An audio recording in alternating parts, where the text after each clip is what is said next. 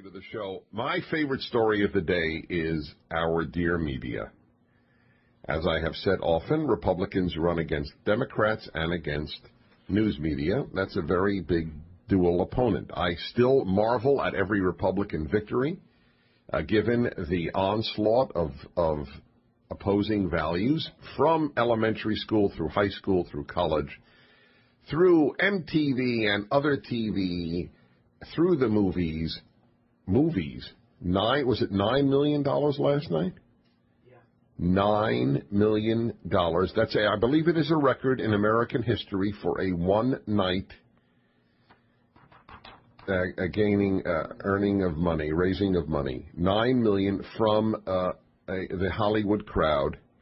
Now, here's an interesting question. When I think about the Sarah Palins of America, that group of Americans who tend to be religious and who tend to be not terribly wealthy, and their values in general about the world, about America, about God, about you name it, I don't care, even abortion, throw in anything you want, versus the crowd in Hollywood and the things that Hollywood produces, the films that they tend to produce, and the lives that they tend to lead.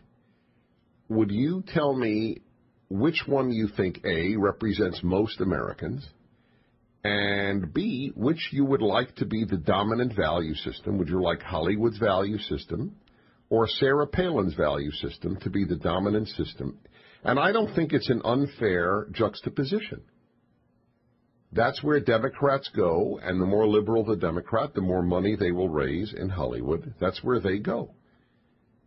So tell me whose values you feel are more congruent. Or let us put it this way. Say, well, it's not fair, Dennis. Don't take Hollywood. There are many people who go to church who support the Democrats. That's fair to say, although far more churchgoers, regular churchgoers, do in fact support the Republicans. That's just, we know that. That's not an opinion. We know that.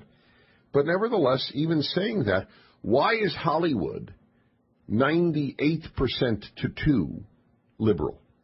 And I mean liberal to the point of being left. Why is that? Why can you go, as Robert Redford and others have repeatedly, to Fidel Castro's Cuba and honor the man and not be considered to be a moral flake in Hollywood? How is that possible?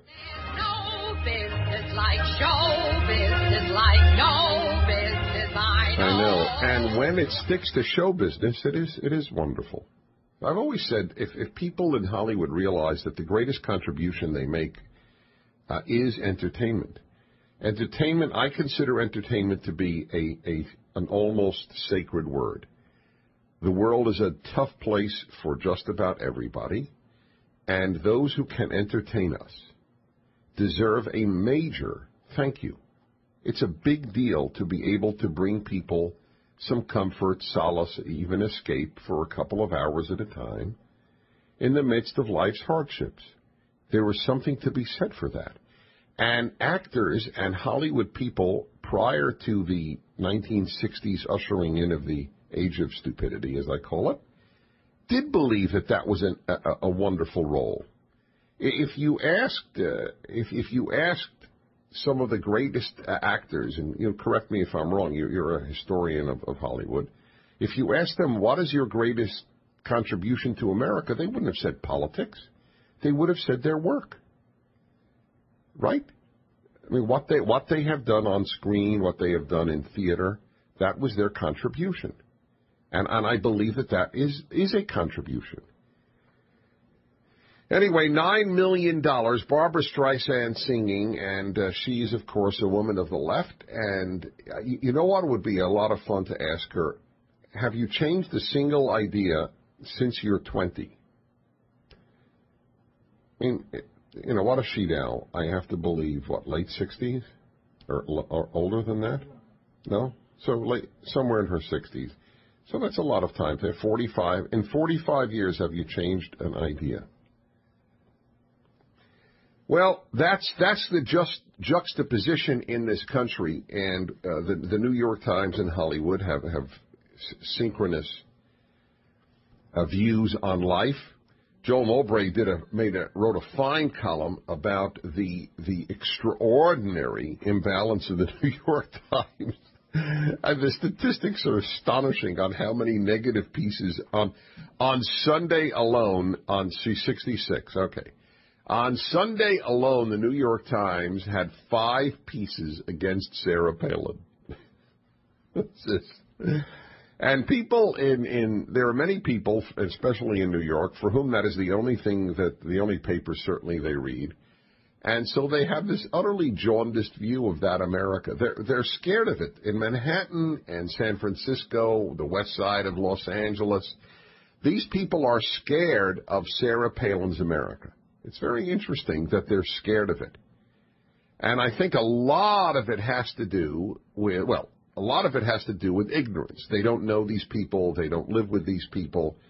They are much more foreign than, let us say, Parisian intellectuals.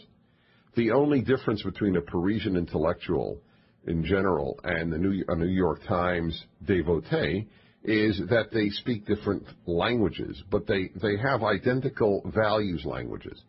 But the Sarah Palin America, that's really terra incognita, unknown land to these people.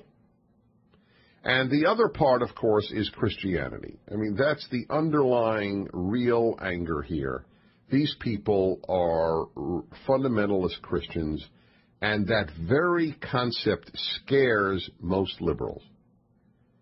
And it is fascinating to analyze, why are they scared of it? Where in the record of fundamentalist Christianity, of evangelical Christians and Protestantism and traditional Catholics and Mormons, where exactly is their record of suppressing others? Where? I'd like to know on what grounds does this fear stand? I'd like to know.